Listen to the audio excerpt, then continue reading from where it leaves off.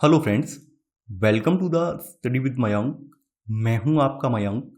हम लोग आज से यूपीएससी प्रीलिम्स परीक्षा 2023 के लिए मॉक टेस्ट की सीरीज स्टार्ट करने जा रहे हैं। आज आपका मॉक टेस्ट 1 है, तो चलिए स्टार्ट करते हैं आज का वीडियो। देखते हैं मैं क्या क्या डिस्कस करना है यहाँ पर।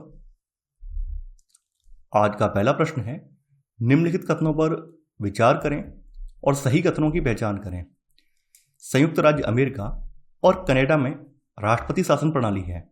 रूस में एक अर्ध राष्ट्रपति प्रणाली है, जहां राष्ट्रपति राज्य का प्रमुख होता है और प्रधानमंत्री सरकार का मुखिया होता है। एक अर्ध राष्ट्रपति प्रणाली व्यक्तिगत नेतृत्व पर आधारित एक कार्यकारी प्रणाली है। देखिए, यूएसए में एक राष्ट्रपति प्रणाली है और कार्यकारी जो शक्तियां होती हैं वो राष्ट्रपति के हाथों में होती हैं। वहीं कनाडा में संवैधानिक राजतंत्र के साथ संसदीय लोकतंत्र है। तो यहां पर आपका पहला वाला कथन गलत हो जाएगा। सेकंड वाला कथन आपका सही है।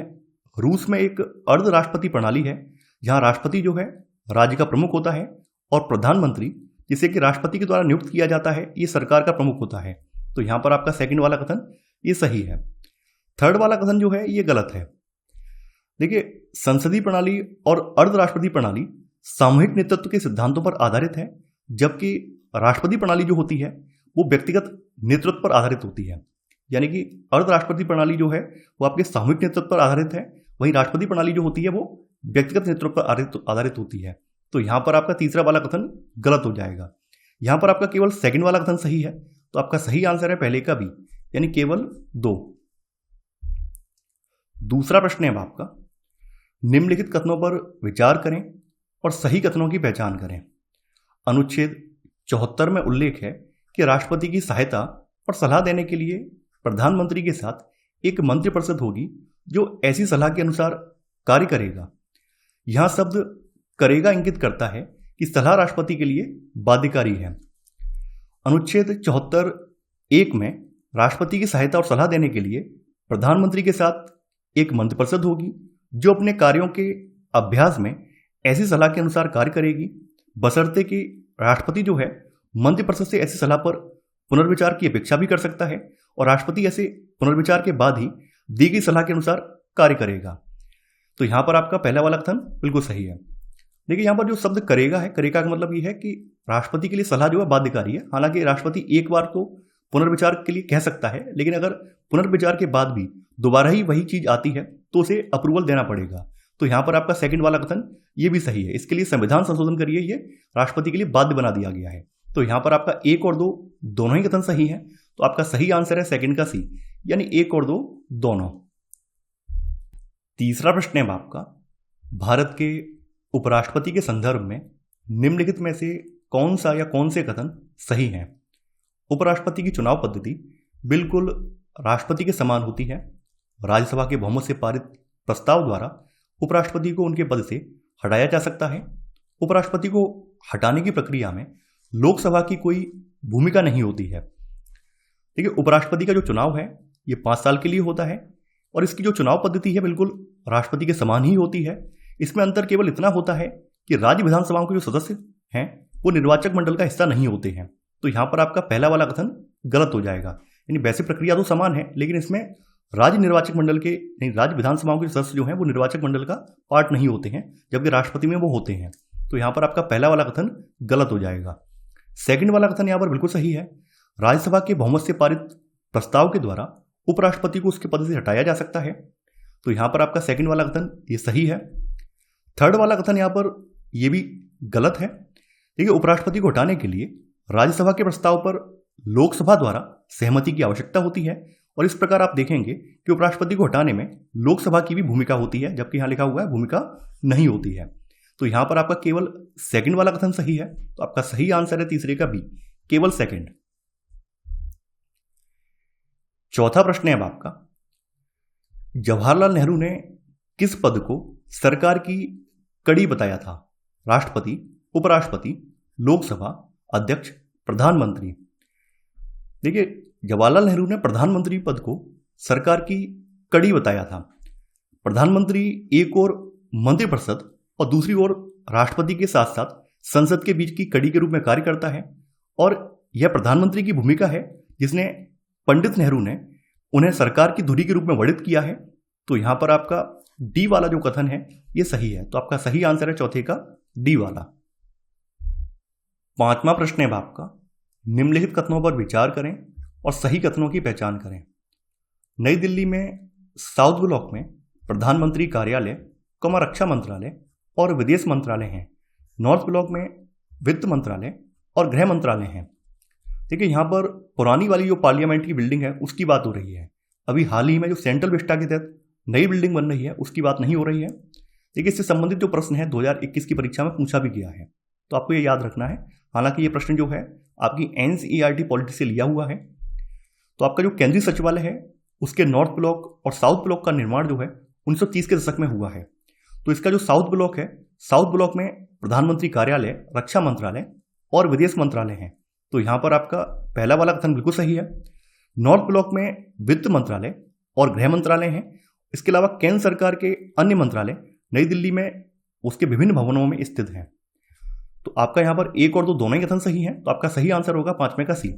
सेंट्रल विस्टा के बाद सारे कार्यालय जो है एक ही बिल्डिंग में आ जाएंगे, ये आपको याद रखना है। छठवां प्रश्न है आपका, हिंदू उत्तराधिकार संशोधन अधिनियम 2005 के संदर्भ में निम्नलिखित कथनों पर विचार करें और सही कथनों की पहचान करें। इसने संयुक्त हिंदू परिवार में बेटियों को बेटे के समान अधिकार प्रदान किया। यह विधि आयोग की रिपोर्ट की सिफारिशों पर आधारित था।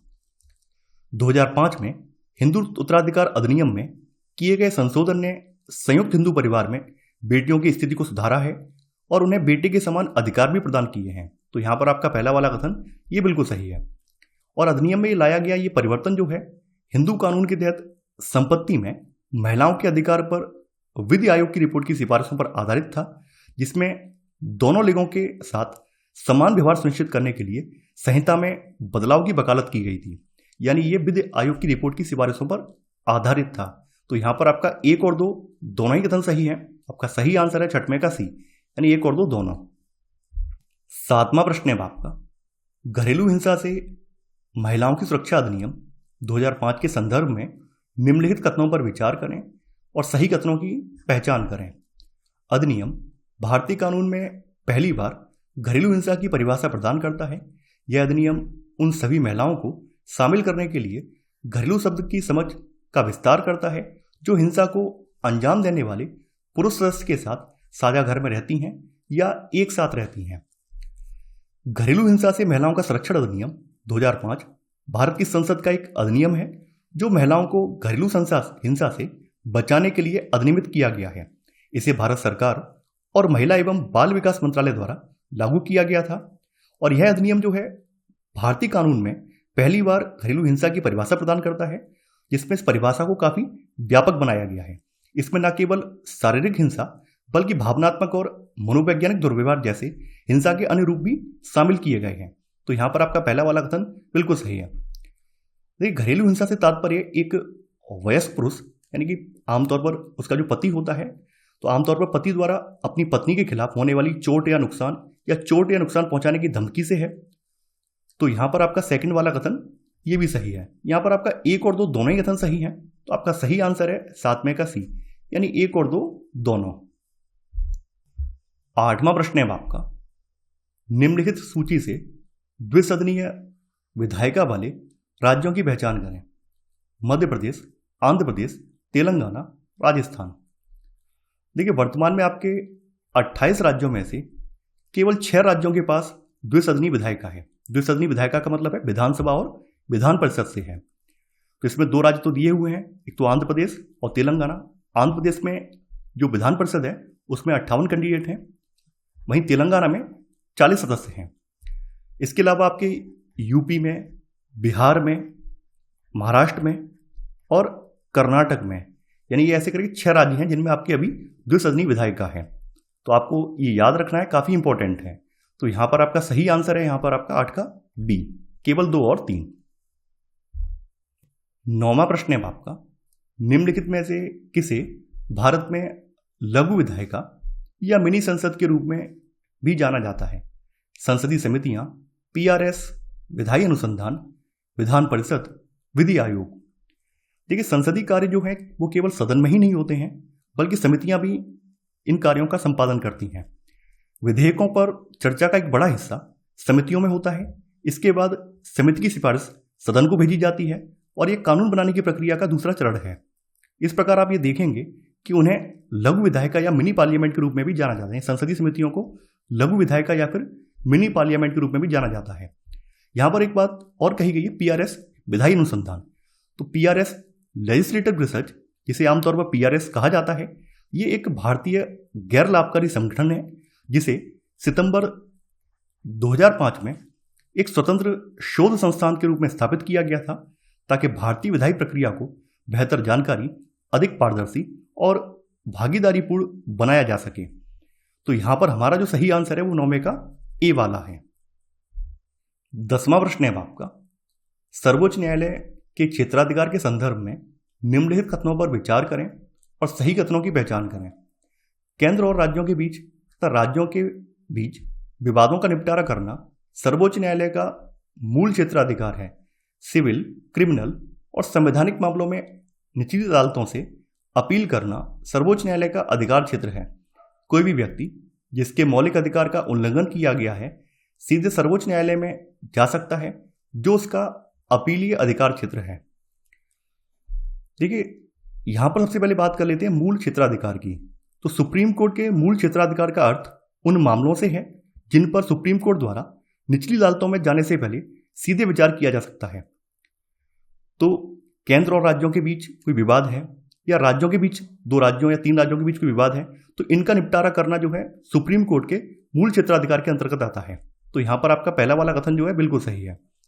सेकंड वाला जो कथन है ये सही नहीं है। देखिए, सिविल, क्रिमिनल और संवैधानिक मामलों में निचली अदालतों से अपील करना सर्वोच्च न्यायालय का अधिकार क्षेत्र नहीं है, बल्कि ये अपीलीय अधिकार क्षेत्र है। तो यहां पर आपका सेकंड वाला कथन गलत हो जाएगा। यानी कोई व्यक्ति, जैसे हाई कोर्ट ने डिसीजन अपना सुना दिया है और वो व्यक्ति उससे संतुष्ट नहीं है, तो उसके लिए सुप्रीम कोर्ट में अपील कर सकता है कि भाई आप हमारे जो भी जजमेंट आया है हाई कोर्ट का, इस पर एक बार फिर से पुनर्विचार करें। तो ये उसका अपीली क्षेत्राधिकार है, ना कि अधिकार क्षेत्र। तो यहां पर आपका सेकंड वाला कथन ये गलत हो जाएगा। थर्ड वाला जो कथन है ये देखिए, ये भी गलत है। आपको पता है कि किसी व्यक्ति के मौलिक अधिकारों का हनन होने पर अनुच्छेद 32 के तहत वो व्यक्ति सुप्रीम कोर्ट की शरण में और अनुच्छेद 226 के तहत वो हाई कोर्ट की शरण में जा सकता है। तो ये रिट संबंधी अधिकार है। तो यहां पर आपका तीसरा वाला कथन गलत हो जाएगा, यानी ये अपीली अधिकार क्षेत्र में ये नहीं आता है। तो यहां पर आपका केवल पहला वाला कथन सही है। आपका सही आंसर है यहां पर 10वें का ए, केवल 1। 11वां प्रश्न है आपका, निम्नलिखित कथनों पर विचार करें और सही कथनों की पहचान करें। न्यायिक समीक्षा का अर्थ किसी भी कानून की संवैधानिकता की जांच करने की सर्वोच्च न्यायालय की शक्ति से है। न्यायिक समीक्षा शब्द का उल्लेख संविधान के अनुच्छेद 13 में किया गया है। देखिए, आपका पहला वाला कथन बिल्कुल सही है। न्यायिक समीक्षा का अर्थ किसी भी कानून की संवैधानिकता की जांच करने की सर्वोच्च न्यायालय की शक्ति है। यदि सुप्रीम कोर्ट इस निष्कर्ष पर पहुंचता है कि कानून संविधान के प्रावधानों के साथ असंगत है, तो सुप्रीम कोर्ट ऐसे कानून को असंवैधानिक और अनुपयुक्त घोषित कर सकता है। तो यहां पर आपका पहला वाला कथन बिल्कुल सही है। न्यायिक समीक्षा शब्द का संविधान में कहीं भी उल्लेख नहीं किया गया है, तो यहां पर आपका सेकंड वाला कथन गलत हो जाएगा। केवल पहला वाला कथन सही है। आपका सही आंसर है 11 का ए, केवल 1। 12वां प्रश्न है आपका, भारत में उच्च न्यायालयों के संदर्भ में निम्नलिखित कथनों पर विचार करें और सही कथनों की पहचान करें।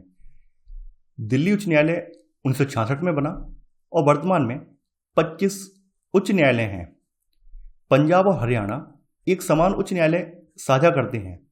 सभी 7 पूर्वोत्तर राज्य गुवाहाटी में एक ही उच्च न्यायालय साझा करते हैं।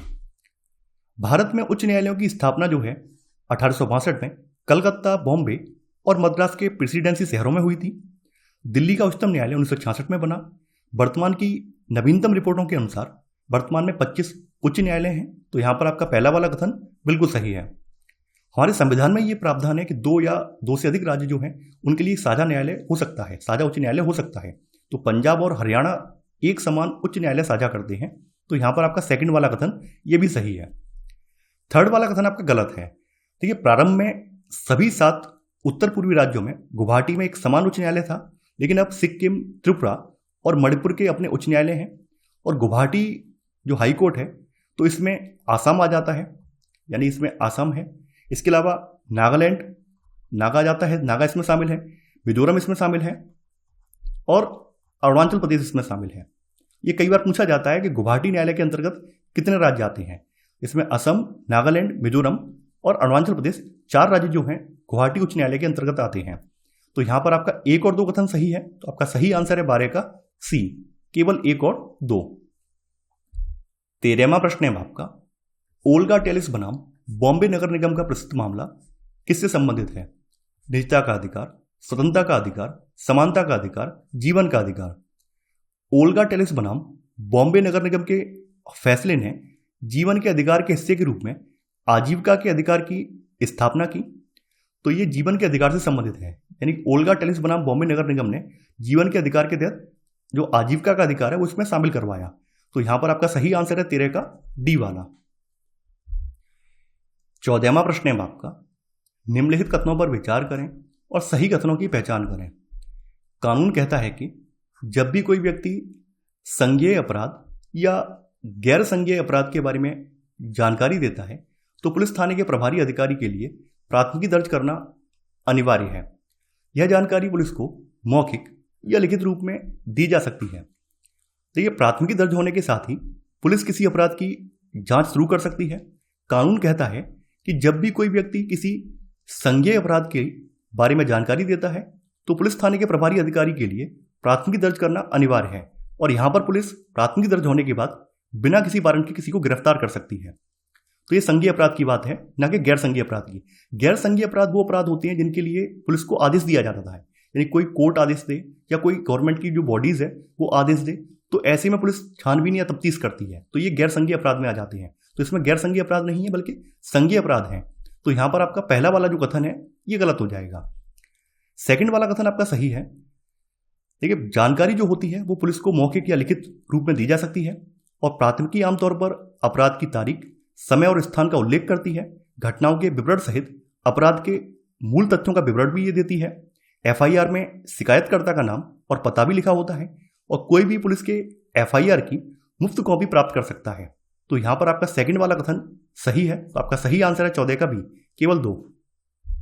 15वां प्रश्न है आपका, निम्नलिखित कथनों पर विचार करें और सही कथनों की पहचान करें। वार्ड पंच और सरपंच ग्राम पंचायत बनाते हैं जो 5 साल के लिए चुनी जाती है। ग्राम पंचायत में एक सचिव होता है जो ग्राम सभा का सचिव भी होता है। सचिव का चुनाव ग्राम सभा के सदस्यों द्वारा किया जाता है। देखिए, प्रत्येक ग्राम पंचायत को वार्डों में विभाजित किया जाता है, अर्थात छोटे क्षेत्रों में बांटा जाता है, और प्रत्येक वार्ड एक प्रतिनिधि का चुनाव करता है जिसे वार्ड सदस्य या फिर वार्ड पंच के रूप में जाना जाता है। ग्राम सभा के सभी सदस्य एक सरपंच का चुनाव भी करते हैं जो पंचायत का अध्यक्ष होता है। वार्ड पंच और सरपंच ग्राम पंचायत बनाते हैं, और ग्राम पंचायत का जो चुनाव होता है ये 5 साल के लिए होता है। तो यहां पर आपका पहला वाला कथन बिल्कुल सही है। ग्राम पंचायत में एक सचिव होता है जो ग्राम सभा का सचिव भी होता है, और ग्राम सभा उन सभी वयस्कों की बैठक है जो एक पंचायत द्वारा कवर किए गए क्षेत्र में रहते हैं, और यह केवल एक गांव या कुछ गांव के हो सकते हैं। तो यहां पर आपका सेकंड वाला कथन ये भी सही है। देखिए, थर्ड वाला कथन जो है ये गलत है।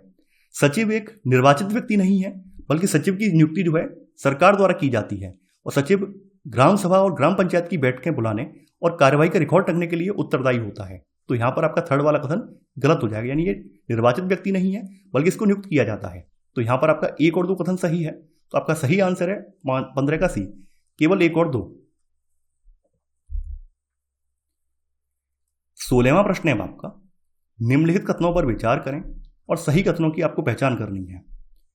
भूमि नापना और भूमि अभिलेख रखना पटवारी का मुख्य कार्य है, जिन्हें लेखपाल, कानूनगो आदि के नाम से भी जाना जाता है। प्रत्येक पटवारी केवल एक ही गांव के लिए जिम्मेदार होते हैं। पटवारी इस क्षेत्र में उगाई जाने वाली फसलों के बारे में सरकार को जानकारी प्रदान करने के लिए भी उत्तरदायी होते हैं। ठीक है, पटवारी का मुख्य कार्य भूमि मापना और भूमि अभिलेख रखना है। पटवारी को अलग अलग राज्यों में अलग अलग नामों से जाना जाता है, जैसे कहीं कहीं पर लेखपाल, पटवारी या कानूनगो, ये सभी नामों से जाना जाता है। तो आपका पहला वाला कथन बिल्कुल सही है। तो देखिए, यहाँ पर सेकंड वाला जो कथन है यहाँ लिखा हुआ है, प्रत्येक पटवारी केवल एक ही गांव के लिए उत्तरदायी है। तो यहाँ पर सेकंड वाला कथन गलत हो जाएगा। देखिए, प्रत्येक पटवारी गांव के एक समूह के लिए उत्तरदायी होता है, और पटवारी गांव के अभिलेखों का रखरखाव और उन्हें अपडेट भी करता है। तो यहाँ पर आपका सेकंड वाला कथन गलत हो जाएगा। तीसरा वाला कथन यहाँ पर बिल्कुल सही है। पटवारी किसानों से भू राजस्व के संग्रह को व्यवस्थित करने और इस क्षेत्र में उगाई जाने वाली फसलों के बारे में सरकार को जानकारी प्रदान करने के लिए भी जिम्मेदार होता है। तो यहाँ पर आपका थर्ड वाला कथन ये सही है। यहाँ पर आपका केवल 1 और 3 कथन सही है, तो आपका सही आंसर है 16 का सी, केवल 1 और 3। 17वां प्रश्न है आपका, कभी कभी समाचारों में देखे जाने वाले बास्क क्षेत्र में राष्ट्रीय आत्मनिर्णय की मांग हो रही है। यह क्षेत्र निम्नलिखित में से किस देश में स्थित है? जर्मनी, रूस, इटली, स्पेन। बास्क जो है स्पेन का एक पहाड़ी और समृद्ध क्षेत्र है।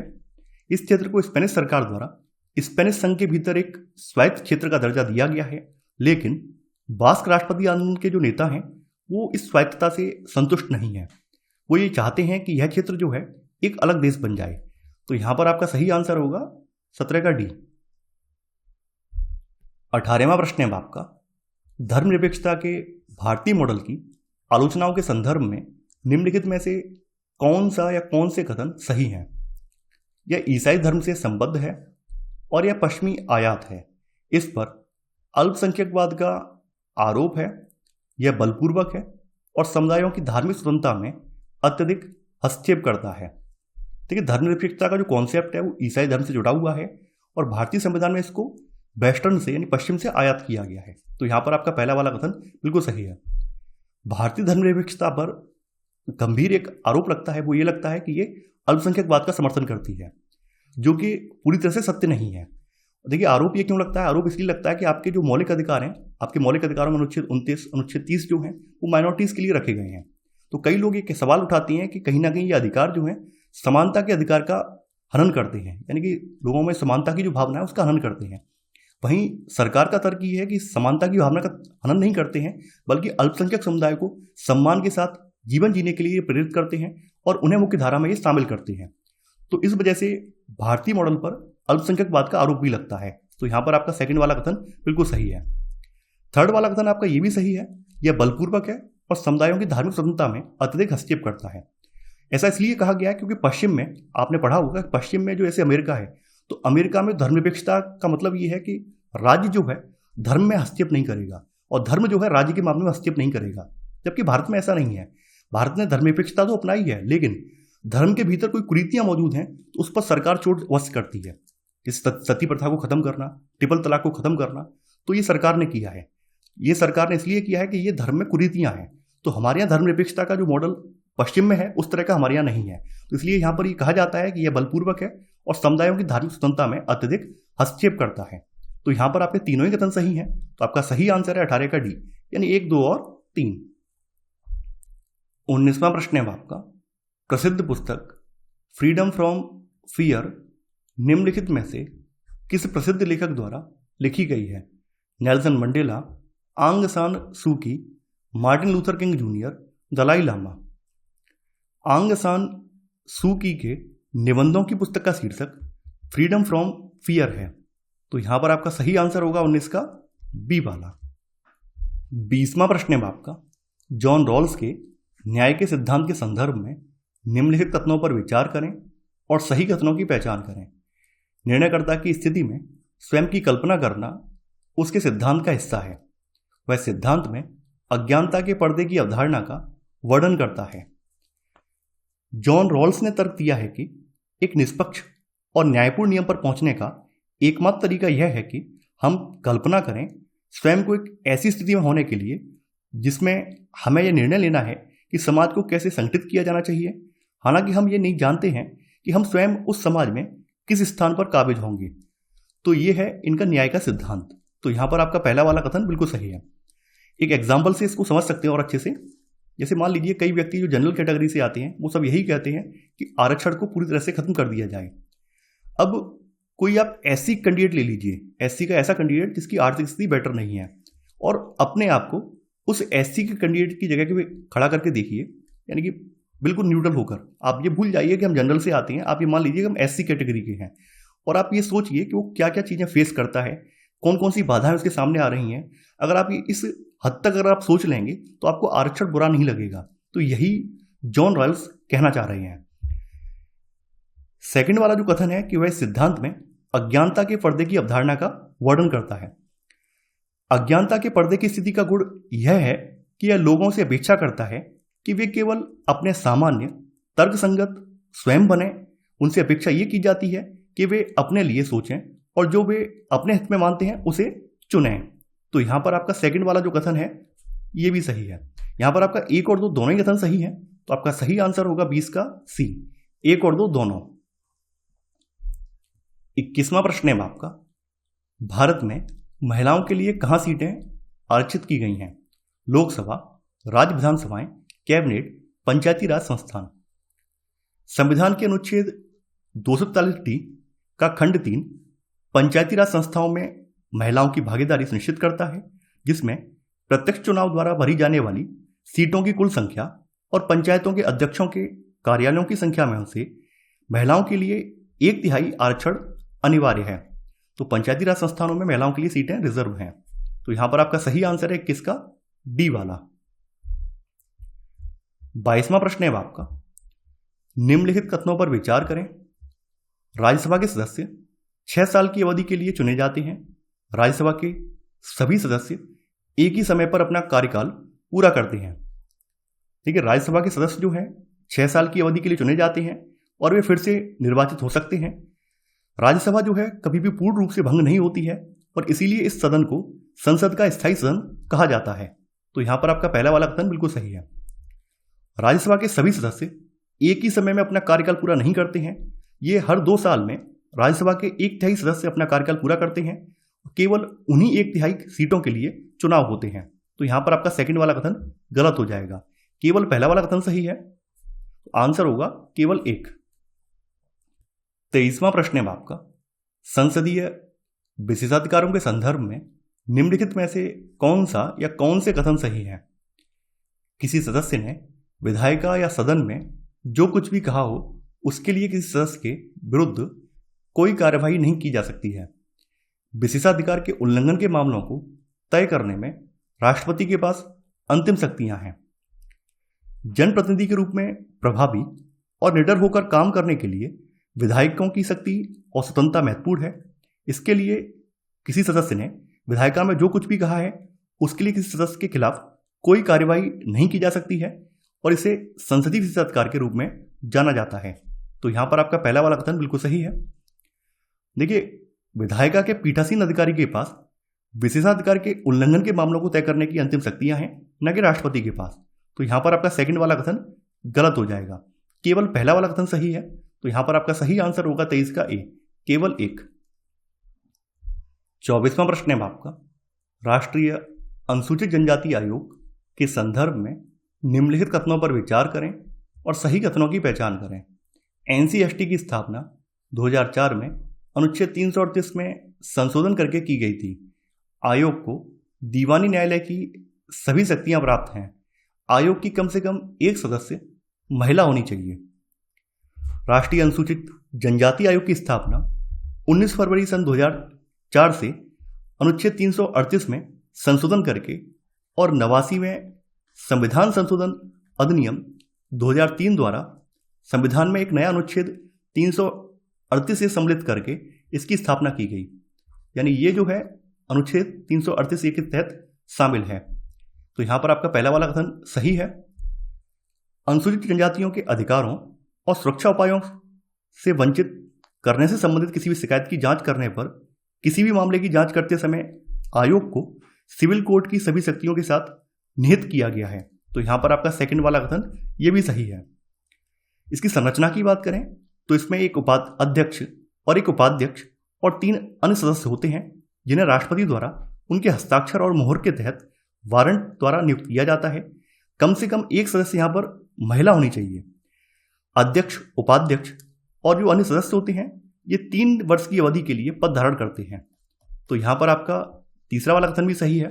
यहां पर आपके तीनों ही कथन सही हैं। तो आपका सही आंसर है 24 का डी, यानी 1, 2 और 3।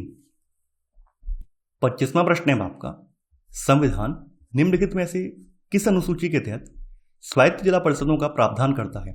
4वीं अनुसूची, 5वीं अनुसूची, 6ठी अनुसूची, 9वीं अनुसूची। संविधान की 6ठी अनुसूची असम, मेघालय, त्रिपुरा और मिजोरम राज्यों में जनजातीय आबादी के अधिकारों की रक्षा के लिए आदिवासी क्षेत्रों के प्रशासन का प्रावधान करता है। यह स्वायत्त जिला परिषदों के गठन के माध्यम से आदिवासी आबादी के अधिकारों की रक्षा करता है। तो ये छठी अनुसूची है। तो यहां पर आपका सही आंसर है 25 का सी वाला। तो ये था आज आपका वीडियो। आई होप आपको आज का वीडियो पसंद आया होगा। आप लोग इस वीडियो को लाइक और शेयर करना बिल्कुल ना भूलें। तो चलिए आज के लिए बस इतना ही। Thanks for watching. जय हिंद।